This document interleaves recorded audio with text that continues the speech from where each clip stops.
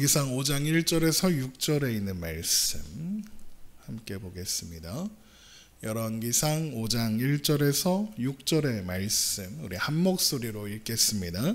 솔로몬이 기름 부음을 받고 그의 아버지를 이어 왕이 되었다 함을 두로왕 히람이 듣고 그의 신하들을 솔로몬에게 보냈으니 이는 히람이 평생에 다윗을 사랑하였음이라. 이에 솔로몬이 히람에게 사람을 보내어 이르되 당신도 알거니와 내 아버지 다윗이 사방의 전쟁으로 말미암아 그의 하나님 여호와의 이름을 위하여 성전을 건축하지 못하고 여호와께서 그의 원수들을 그의 발바닥 밑에 두시기를 기다렸나이다.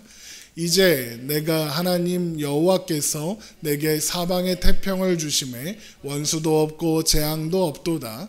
여호와께서 내 아버지 다윗에게 하신 말씀에 내가 너를 위어 내 자리에 오르게 할 내 아들 그가 내 이름을 위하여 성전을 건축하리라 하신 대로 내가 내 하나님 여호와의 이름을 위하여 성전을 건축하려 하오니 당신은 명령을 내려 나를 위하여 레바논에서 백향목을 베어내게 하소서. 내 종과 당신의 종이 함께할 것이요 또 내가 당신의 모든 말씀대로 당신의 종의 삭슬 당신에게 드리리이다. 당신도 알거니와 우리 중에는 시돈 사람처럼 벌목을 잘하는 자가 없나이다. 아멘. 오늘도 살아계신 하나님 앞에 기쁨과 감사로 예배하며 나아가는 우리가 되었으면 좋겠습니다. 솔로몬의 지혜가 뛰어나다는 소문이 온 사방 모든 나라에 퍼졌습니다. 그래서 천하의 모든 왕들이 솔로몬에게 지혜를 묻고자 사람들을 보내왔죠. 그런데 솔로몬이 어떻게 그렇게 온 천하에서 인정받는 가장 지혜로운 사람이라는 말을 듣게 되었느냐? 하나님께서 솔로몬에게 지혜와 총명을 많이 주셨기 때문이라고 했습니다. 열왕기상 4장 29절 말씀이죠. 하나님이 솔로몬에게 지혜와 총명을 심히 많이 주시고 또 넓은 마음을 주시되 바닷가의 모래같이 하시니 솔로몬의 지혜가 동쪽 모든 사람의 지혜와 애굽의 모든 지혜보다 뛰어난지라. 하나님은 분명히 솔로몬에게 그 꿈을 통해서 솔로몬에게 필요한 것은 듣는 마음이다. 그리고 하나님의 말씀을 듣는 마음이며 그것이 지혜다라고 말씀하셨습니다. 그러나 솔로몬은 하나님의 말씀을 듣는 마음이 없었고 그것엔 관심이 없었습니다. 대신 자신의 지혜대로 자신이 옳다고 판단하는 대로 나라를 통치해 갔죠. 그래서 솔로몬은 이스라엘 나라를 아주 부강한 나라로 만들어 냈습니다. 그런데 그가 솔로몬이 한 일 하나하나 살펴보면 하나님의 뜻과 합당한 것이 하나도 없었습니다. 오히려 하나님께서 금하신 모든 일을 다 했죠. 병마를 많이 두었고 아내를 많이 두었으며 자신을 위해 은금을 많이 쌓아 두었습니다. 많은 사람들을 왕궁으로 데리고 와서 일을 시켰고 그들을 먹이느냐고 어마어마한 양의 식량을 하루에 소비했습니다. 그렇게 솔로몬은 자기의 지혜로 이스라엘을 하나님이 없어도 행복한, 하나님을 의지하지 않아도 괜찮은 나라로 만들어냈습니다. 바로 그런 솔로몬이 이제 최고의 고점에 서 있던 어느 날 두로왕 히람이 솔로몬의 즉위를 축하하는 사절단을 보내옵니다. 열왕기상 5장 1절 말씀입니다. 솔로몬이 기름을 부음을 받고 그의 아버지를 위하여 왕이 되었다함을 두로왕 히람이 듣고 그의 신하들을 솔로몬에게 보냈으니 이는 히람이 평생에 다윗을 사랑하였음이라. 이 두로라는 곳이 어떤 곳이냐? 이스라엘 북쪽 지금의 페니키아라는 곳의 수도로 항구 도시였습니다. 원래는 이제 섬과 육지가 이렇게 두 개가 영토였는데 이게 퇴적물이 쌓이면서 연결이 됐어요. 그래서 그런 땅인데, 그러니까 바다에 인접해 있고 섬을 가지고 있고 이런 도시다 보니까 항구 도시로서 지중해 무역에 아주 활발하게 하는, 그리고 이쪽 대륙에 붙어 있으니까 저쪽 바다로 나가서 유럽과 아프리카로 가는 그런 어떤 기점이었습니다. 그래서 엄청난 지중해 무역과 상업의 중심지가 되었죠. 그래서 두로왕 히람이 다윗이 가나안 지역을 점령하고 이스라엘의 통일 왕이 되자 서둘러서 외교 관계를 맺었습니다. 왜냐하면 가나안에서 나는 산물들을 가져다가 아프리카나 유럽이나 이런 곳에다 갖다 팔아야 되거든요. 그러려면 그 지역을 통치하고 있는 왕에게 잘 보여야 하겠죠. 그래서 다윗을 위한 왕궁을 지어주면서 외교 관계를 맺게 됩니다. 사무엘하 5장 11절입니다. 두로왕 히람이 다윗에게 사절들과 백향목과 목수와 석수를 보내매 그들이 다윗을 위하여 집을 지으니. 그렇게 지어진 것이 다윗의 왕궁입니다. 그래서 다윗 시대 내내 두로는 이스라엘과 우호적인 관계를 유지했고, 그래서 히람이 평생에 다윗을 사랑했다 그러는 겁니다. 그래서 이제 다윗이 죽었고 솔로몬이 새로운 왕이 되었으니까 두로왕 히람이 이스라엘과 지속적인 우호 관계를 이어가기 위해서 축하 사절단을 보낸 거죠. 자, 그런데 그렇다면 정말로 두로왕 히람이 다윗을 사랑해서 축하하는 사람들을 보낸 거라면 두로왕 히람은 언제 축하 사절단을 보내야 했을까요? 솔로몬이 왕이 되었다는 소식을 들으면 바로 보냈어야 할 겁니다. 그렇죠? 당시에 통신이 발달하지는 않았다고 해도 두로가 어떤 나라입니까? 무역의 중심지입니다. 항구 도시죠. 온 세계 각지에서 배가 매일 들어왔을 겁니다. 근데 배가 들어올 때 물건만 들어오고 배만 들어오나요? 아니죠. 세계 각지의 소식들도 함께 들어옵니다. 그러니까 어쩌면 주변 다른 나라들보다 솔로몬이 왕이 되었다는 소식을 두로왕 히람이 아마 제일 먼저 알았을 거예요. 그런데 다윗이 죽었고 솔로몬이 왕이 되었다는 소식을 들었는데 축하 사절단을 보낸 건 한참 뒤란 말이죠. 열왕기상 3장 1절 보세요. 솔로몬이 애굽왕 바로와 더불어 혼인관계를 맺어 그의 딸을 맞이하고 다윗성에 데려다 두고 자기의 왕궁과 여호와의 성전과 예루살렘 주위의 성의 공사가 끝나기를 기다리리라. 솔로몬이 애굽왕 바로의 딸을 아내로 삼고 그래서 애굽과 그 동맹관계를 맺고 또 자기의 왕궁과 성전과 예루살렘 성의 공사가 끝나기를 기다린다고 했습니다. 당시 상황으로 볼 때 이 세 가지 공사를 한꺼번에 했을 리가 없죠. 그랬다가 나라가 부도가 납니다. 하나씩 했겠죠. 그런데 이 우선순위가 뭐라고 했습니까? 왕궁이 제일 먼저고 그 다음에 성전이고 그 다음에 성이라고 했습니다. 그러니까 왕궁을 짓고 있는 겁니다. 자, 그런데 두로왕 히람이 솔로몬에게 축하 사절단을 보내니까 솔로몬이 뭐라고 합니까? 성전 건축을 위한 자재들, 백향목을 보내달라라고 요청을 합니다. 그렇다면 히람이 사절단을 보낸 시점은 언제냐? 왕궁이 거의 완성된 혹은 완성돼서 이제 입주까지 한 그런 상황이었던 겁니다. 그러니까 꽤 시간이 오래 지난 겁니다. 그러면 두로왕 히람은 왜 그렇게 천천히 사절단을 보낸 걸까? 다윗을 그렇게 사랑했다면서. 여러분, 우리가 성경의 표현에 속으면 안 된다고 계속 말씀드리죠. 다윗을 사랑했습니다. 두로왕 히람은. 왜요? 다윗이 자신에게 이익을 가져다 주니까요. 두로왕 히람은 왕이지만 장사꾼입니다. 그 나라는 철저하게 장사하는 나라입니다. 히람이 사랑한 히람은 다윗을 사랑한 게 아니라 다윗을 통해 얻어지는 이득들, 이권들이었습니다. 다윗과 가깝다. 그건 가나안 지역의 무역을 독점할 수 있는 권리가 있다는 의미입니다. 그런데 가나안 지역을 평정했던 왕 다윗이 죽고 이어서 그 아들인 솔로몬이 왕이 되었습니다. 그러면 이때 바로 솔로몬에게 축하한다 이렇게 사절단을 보내야 맞는데 그렇게 할 수가 없는 겁니다. 왜 그럴까? 강한 왕이 죽으면 그 지역이 정세가 불안해집니다. 계산기를 두드려 봐야 돼요. 여전히 이스라엘이 패권 국가일지 가나안 지역에 몰라요. 확신할 수가 없어요. 다윗이라는 위대한 왕이 죽었으니까요. 그러니까 여차하면 이스라엘 주위의 강성한 세력들, 뭐 블레셋이라든가 또 저쪽 암몬이라든가 뭐 이런 족속들이 힘을 키워서 다윗 시대에 이제 찌그러져 있었던 애들이 힘을 키워서 솔로몬을 몰아내고 가나안 지역의 패권을 차지할 수도 있을 거라고 계산을 했을 거예요.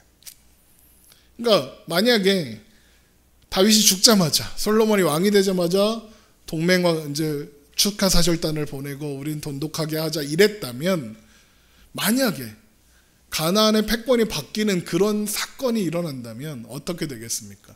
두로왕 히람은 손해를 보낸 거죠. 낭패를 하는 겁니다. 야, 너 이스라엘이랑 친하게 지냈지? 그러면 너 이제 우리랑 같이 안 놀아. 우리 다른 사람하고 놀 거야. 이래 버리면 어려운 겁니다. 그러니까 두로왕 히람은 국제 정세를 살피면서 지켜보는 겁니다. 눈치를 보는 거죠. 그런데 이렇게 지켜보니까 어떻게 됩니까? 솔로몬의 왕권이 공고해지고 이스라엘은 더욱 강성해졌죠. 이때다. 그제서야 축하사절단을 보내는 겁니다. 솔로몬이 히람에게 성전 건축에 사용할 자재를 요청하면서 뭐라고 해요?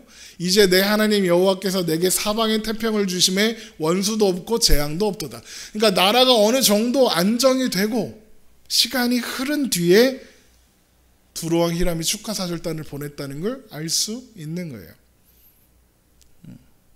그러니까 두로왕 히람은 장사꾼이에요. 철저히 자기 이익에 따라서 움직이는 사람이다. 이것을 염두에 두고 이후에 이제 솔로몬과 히람이 막 그 거래를 하고 뭐 이렇게 왔다 갔다 되게 은혜로운 이야기처럼 보이는 이야기가 펼쳐지거든요. 근데 이 사람이 장사꾼이라는 것, 자기 이익을 우선을 두는 사람이라는 걸 염두에 두고 솔로몬과 히람이 오고 가는 그 협상 내용을 살펴봐야 돼요. 그거는 이제 다음 시간에 자세히 나눌 거예요. 오늘은 여기까지만. 그러니까 두로왕 히람은 장사꾼이다. 이것만 알고 넘어가시면 됩니다. 자, 그렇게 두로왕 히람이 축하사절단을 보내오니까 솔로몬이 축하사절단이 돌아가는 길에 사람을 딸려 보냅니다. 그리고 성전 건축을 위한 백향목을 보내달라라고 요청을 하게 되죠. 열왕기상 5장 2절부터 봅니다. 이에 솔로몬이 히람에게 사람을 보내어 이르되 당신도 알거니와 내 아버지 다윗이 사방의 전쟁으로 말미암아 그의 하나님 여호와의 이름을 위하여 성전을 건축하지 못하고 여호와께서 그의 원수들을 그의 발바닥 밑에 두시기를 기다렸나이다. 이제 내 하나님 여호와께서 내게 사방의 태평을 주심에 원수도 없고 재앙도 없도다. 여호와께서 내 아버지 다윗에게 하신 말씀에 내가 너를 이어 내 자리에 오르게 할 내 아들 그가 내 이름을 위하여 성전을 건축하리라 하신 대로 내가 내 하나님 여호와의 이름을 위하여 성전을 건축하려 하오니 당신은 명령을 내려 나를 위하여 레바논에서 백향목을 베어내게 하소서. 내 종과 당신의 종이 함께할 것이요 또 내가 당신의 모든 말씀대로 당신의 종의 삭시를 당신에게 드리리이다. 당신도 알거니와 우리 중에는 시돈 사람처럼 벌목을 자르는 자가 없나이다. 히람에게 전하는 솔로몬의 말은 얼핏 보면 하나님을 엄청 사랑해서 하나님을 위해서 성전을 짓는 것처럼 지으려고 하는 것이처럼 보입니다. 그런데 솔로몬이 하는 말을 자세히 들여다보고 있으면 솔로몬이 하려는 말의 핵심이 무엇이냐? 한마디로 내가 성전을 짓는 것이 하나님 뜻이다입니다. 열왕기상 5장 5절을 다시 한번 봅니다. 여호와께서 내 아버지 다윗에게 하신 말씀에 내가 너를 이어 내 자리에 오르게 할 내 아들 그가 내 이름을 위하여 성전을 건축하리라 하신 대로 내가 내 하나님 여호와의 이름을 위하여 성전을 건축하려 하오니. 그러면 팩트 체크를 해봐야죠. 솔로몬이 하는 말이 사실인가? 맞습니다. 하나님이 그런 말씀을 하신 적이 있죠. 사무엘하 7장입니다.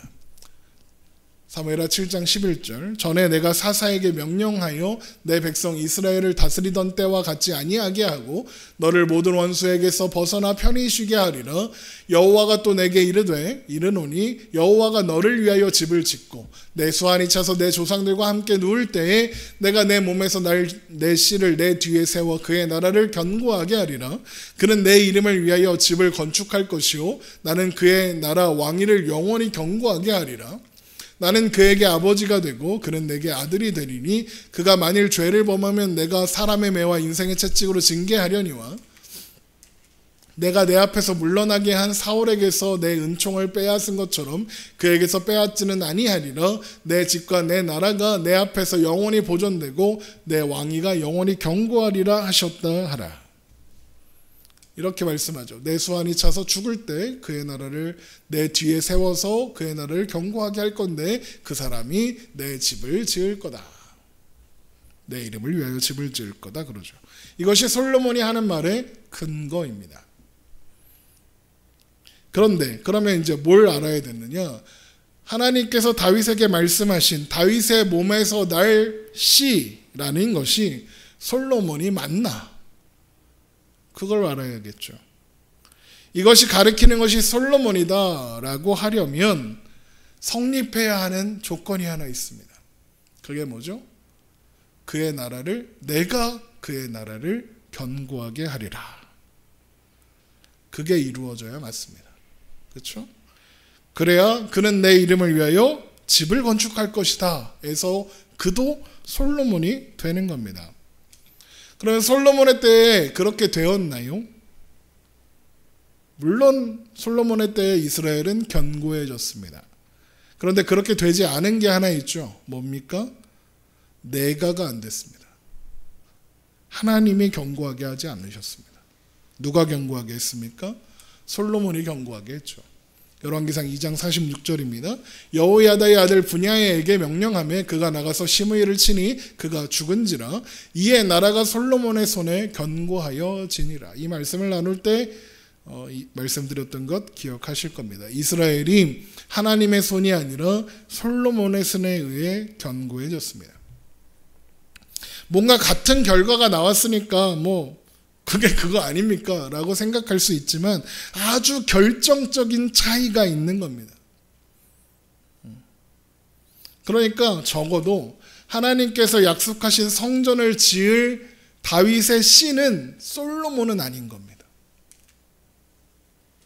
그리고 하나님이 성전을 지어야 한다라고 말씀하셨나요? 지어라 그러셨나요? 성전이 꼭 필요하다 그러셨나요?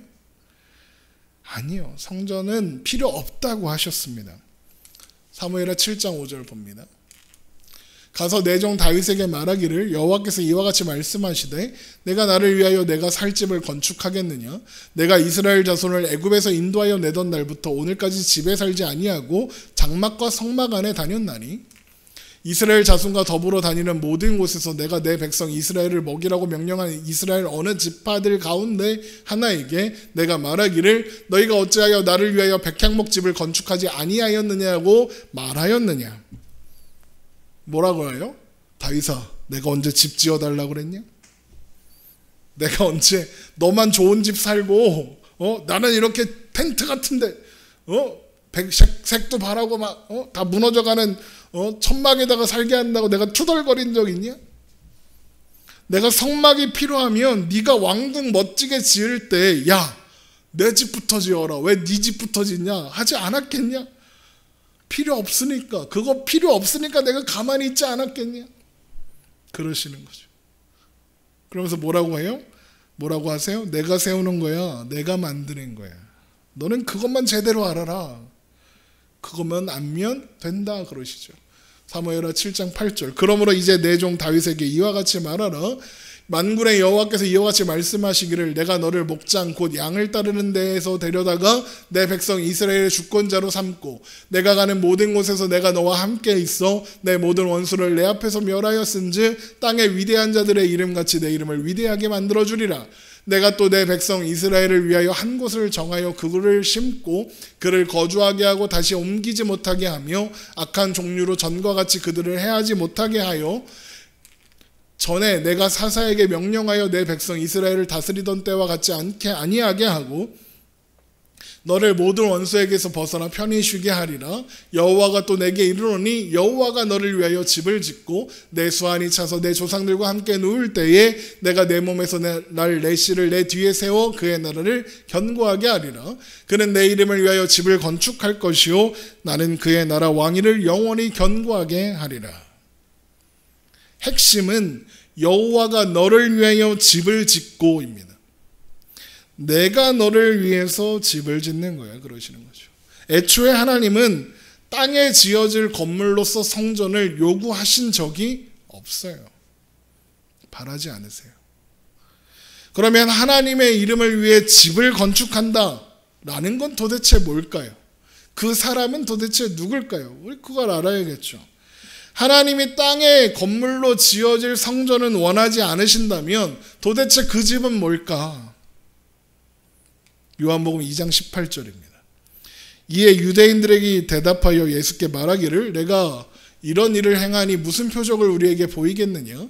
예수께서 대답하여 이르시되 너희가 이 성전을 헐라 내가 4일 동안에 일으키리라. 유대인들이 이르되 이 성전은 46년 동안에 지었거늘 내가 3일 동안에 일으키겠느냐 하더라. 그러나 예수는 성전된 자기 육체를 가리켜 말씀하신 것이라.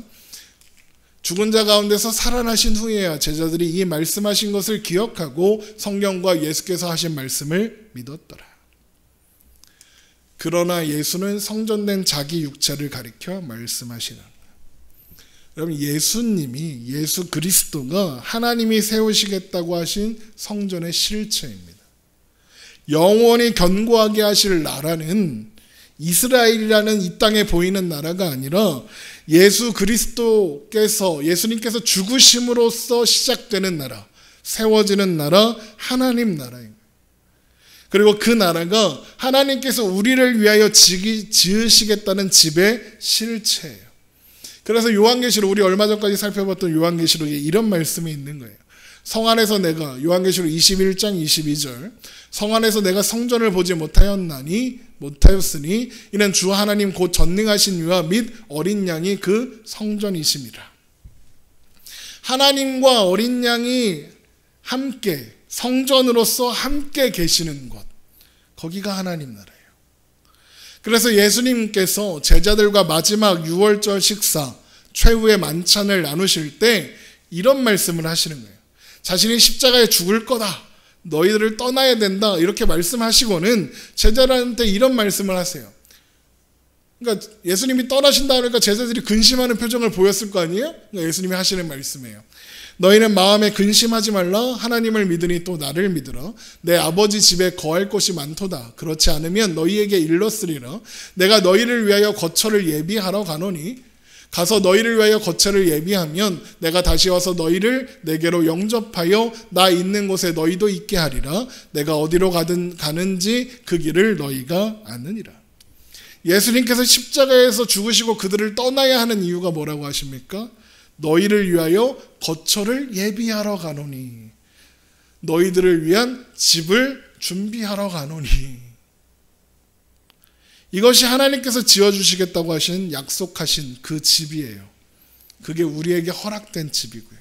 이게 다윗의 씨가 짓게 된다는 성전의 내용이에요. 그런데 그래서 성경에 우리를 가리켜서도 너희는 성전이다 그러는 거예요. 고린도전서 3장 16절. 너희는 너희가 하나님의 성전인 것과 하나님의 성령이 너희 안에 계시는 것을 알지 못하느냐.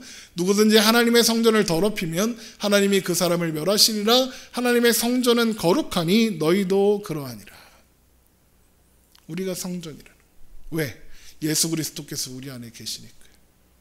우리와 함께 계시니까요. 하지만 솔로몬은 하나님께서 말씀하신 이 다윗의 씨가 자기 자신이어야 한다고 생각하는 거예요. 정말로 그렇다면 다른 하나님의 말씀에 귀를 기울여야죠. 하나님께서 나라를 견고하게 하신다는 것은 귀등으로도 안 듣고 그건 내가 알아서 할 테니까, 하나님 가만히 있고 내가 알아서 할 테니까, 하나님 기다리고 있다가 내가 도와달라고 하면 그때그때 적절하게 도와주시면 돼요, 그러고 있어요. 그래서 여러분 성전도 짓겠다고 하는 거예요. 그 나라가 견고하게 된다고 한 그 약속의 당사자가 나여야 하거든요. 솔로몬이어야 하거든요. 그러니까 성전을 지어야 하는 거예요. 그래서 여러분 하나님을 위하는 척은 다 해놓고 두로왕 히람한테 건축자재를 보내달라 그러는 거예요. 왜 이게 가식적이고 이상한 행동이냐? 왜 이게 이상하냐면 성전 건축을 위한 자재가 이미 준비되어 있었어요. 부족함 없이. 누가? 다윗이. 역대상 22장 2절. 다윗이 명령하여 이스라엘 땅에 거류하는 이방 사람을 모으고 석수를 시켜 하나님의 성전을 건축할 돌을 다듬게 하고, 다윗이 또 문짝목과 거멀못에 쓸 철을 많이 준비하고, 또 무게를 달 수 없을 만큼 심이 많은 놋을 준비하고, 또 백향목을 무수히 준비하였으니 이는 시돈 사람과 두로 사람이 백향목을 다윗에게로 많이 수운하여 왔음이라. 다윗이 이르되 내 아들 솔로몬은 어리고 미숙하여 여호와를 위하여 건축할 성전은 극히 웅장하여 만국의 명성과 영광이 있게 하여야 할지라. 그러므로 내가 이제 그것을 위하여 준비하리라 하고 다윗이 죽기 전에 많이 준비하였더라. 다윗이요, 솔로몬이 성전을 크고 웅장하게, 그러니까 이 준비한 게 잘했냐 못했냐는 다음에 설명하고, 다윗이 솔로몬이 성전을 크고 웅장하게 짓기를 바라며 온갖 준비를 다 해놨어요. 근데 솔로몬은 왜 또 백향목을 보내주세요 그러는 걸까요? 다윗이 준비한 게 모자라서 그랬을까요? 그렇다고 하기에는 죽기 전에 많이 준비하였더라. 충분히 준비한 거예요. 충분히.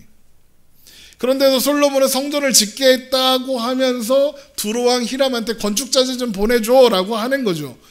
그러면 왜 솔로몬은 두로왕 히람에게 건축자재 좀 보내줘 라고 해야 했을까요? 없으니까 그랬겠죠. 다윗이 준비해놓은 건축 제자들이 없어졌으니까 그렇겠죠. 그거 다 어디 갔을까요?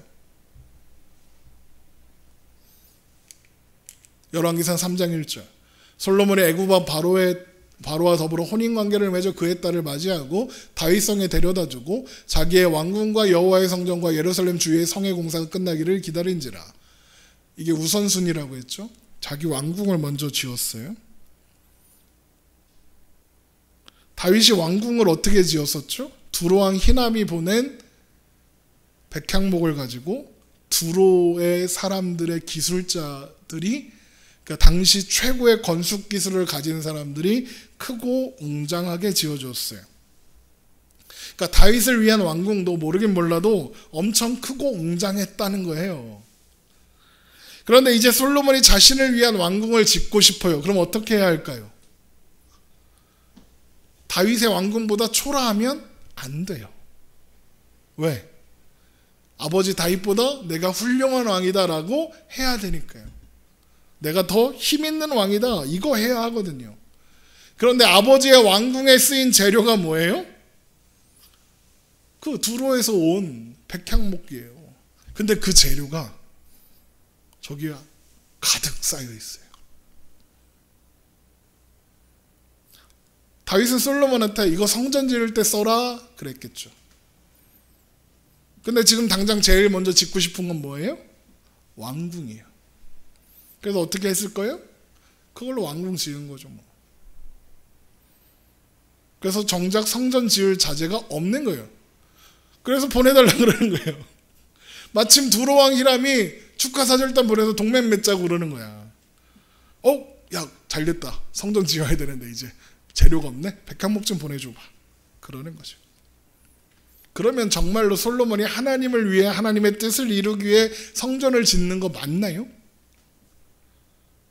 물론 말은 그렇게 하죠. 말은 이렇게 하죠. 그런데 이 말씀을 잘 보세요. 주체가 누구예요? 나예요. 내가 하겠다. 내가. 하나님을 위해서, 하나님의 뜻을 위해서 내가 성전을 지으려고 한다 그러면 하나님은 뭐라고 해요? 내가 할 거다 그러셨는데 솔로몬은 아니요, 내가 할 거예요 그럽니다. 왜요? 내가, 솔로몬이 하나님께서 약속하신 그 사람이어야 하니까요. 왕위를 영원히 견고하게 하시겠다고 하신 그 사람이 나여야 하니까요. 그 일을 이룰 사람은 나밖에 없으니까. 내가 딱 맞는 적임자니까 내가 성전도 지어야 하는 거고, 내가 성전을 지어야 하나님이 약속하신 것을 이루어 주실 거야, 이렇게 생각하는 거죠. 솔로몬이 성전을 지으면 하나님께서 하신 약속이 솔로몬을 향한 거라고 해도, 그래서 그러면 그 나라와 왕위를 견고하게 하시고, 또 솔로몬이 성전을 안 지으면 그 나라가 망할까요? 아니요. 다윗도 솔로몬도 성전 지을 필요 없어요. 안 지어도 괜찮아요. 성전이 없어도 하나님은 함께 하실 거예요. 하나님은 성전 안에 갇혀 계시는 분이 아니에요. 언제나 어디에나 계시는 분이에요.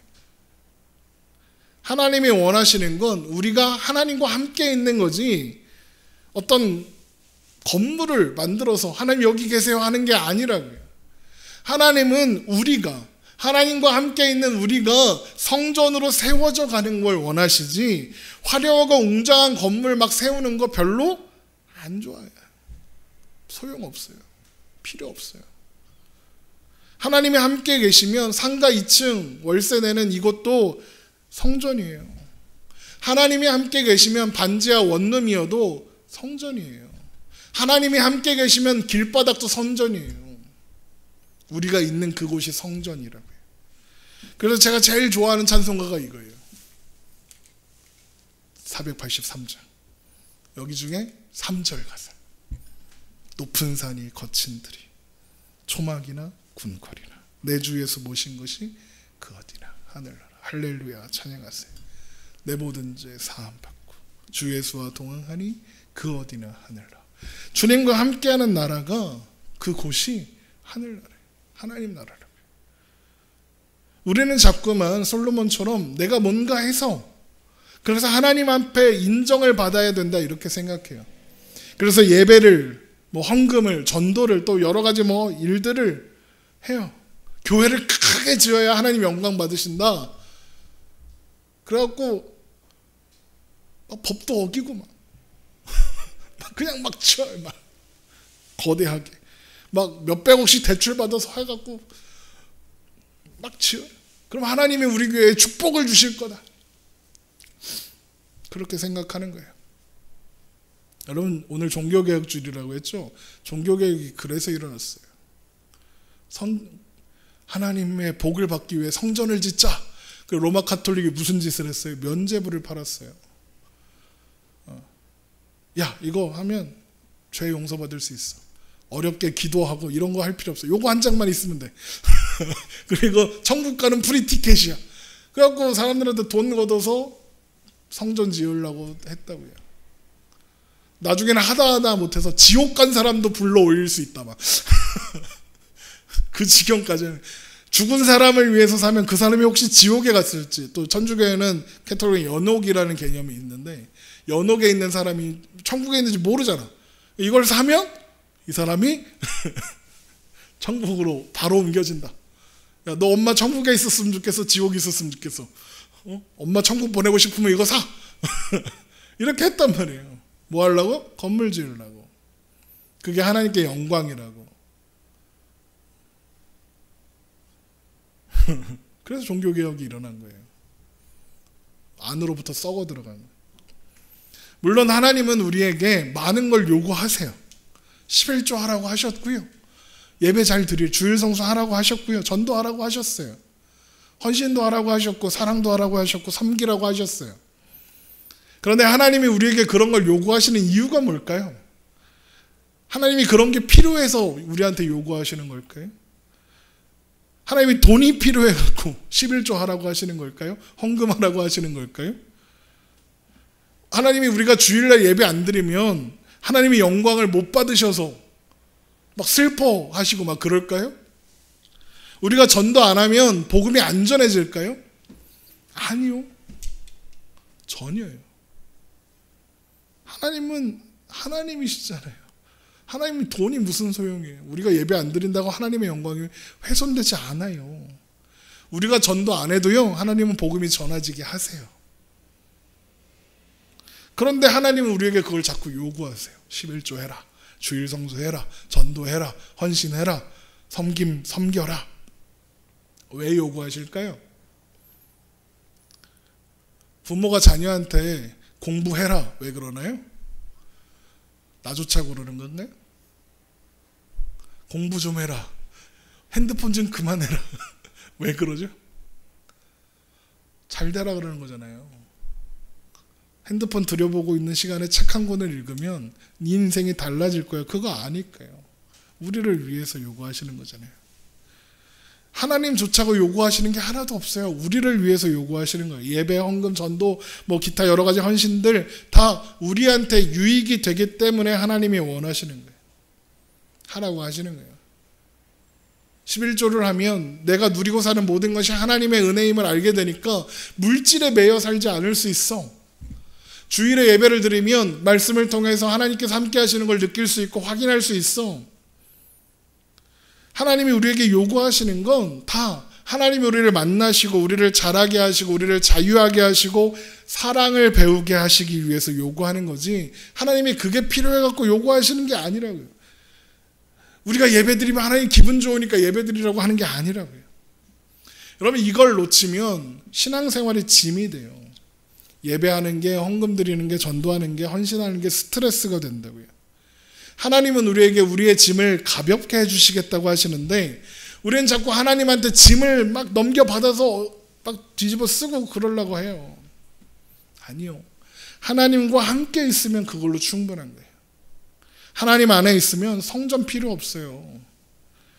우리와 함께 계시는 하나님이 성전이고 하나님과 함께 있는 우리가 성전인데 성전을 뭐하러 자꾸 짓겠다 그러는 거예요.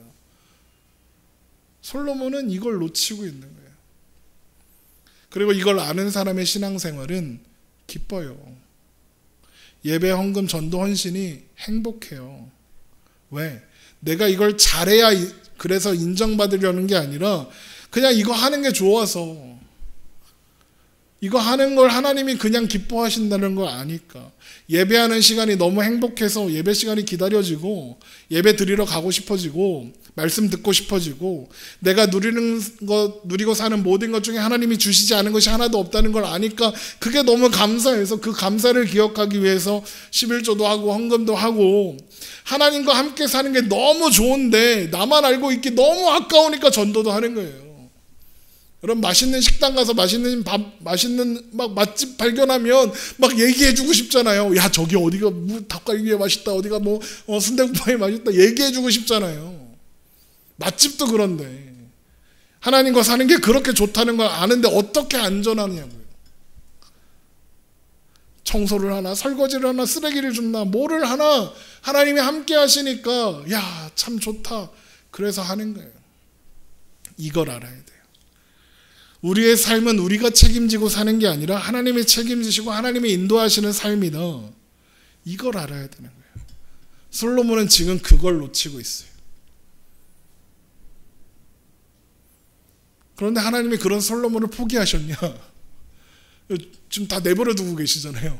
지가 하게 알아서. 그렇죠? 그 내버려 두시는 게 하나님의 손길이에요. 중간중간 하나님 말씀도 하시고 경고도 하시고 하세요. 그래서 결국엔 뭘 배우게 하시느냐? 이걸 배우게 하세요. 시편 127편 1절 솔로몬의 시예요. 여호와께서 집을 세우지 아니하시면 세우는 자의 수고가 헛되며 여호와께서 성을 지키지 아니하시면 파수꾼이 깨어있음이 헛되도다. 너희가 일찍 일어나고 늦게 누우며 수고의 떡을 먹음이 헛되도다. 그러므로 여호와께서 사랑하시는 자에게 잠을 주시는도다. 여러분, 솔로몬이 이 시편을 언제 썼을까요? 자꾸 뭐라 그래요? 헛되도다, 헛되도다, 헛되도다 그러죠.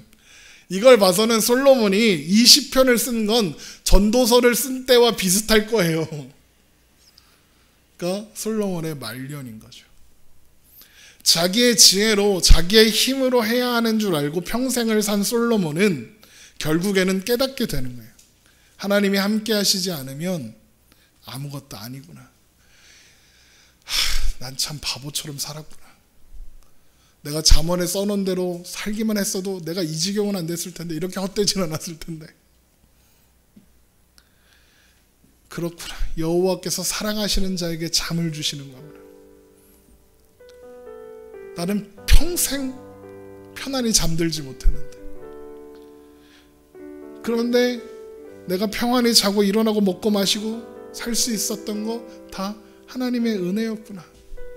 이걸 말년에 가서 깨닫는 거예요. 고생 다 하고 자기 힘으로 다 해보고 그리고 그걸로 되지 않는다는 걸 확인한 그 자리에서 하나님이 함께 하시지 않으면 아무것도 아니구나를 확인하게 되는 거예요.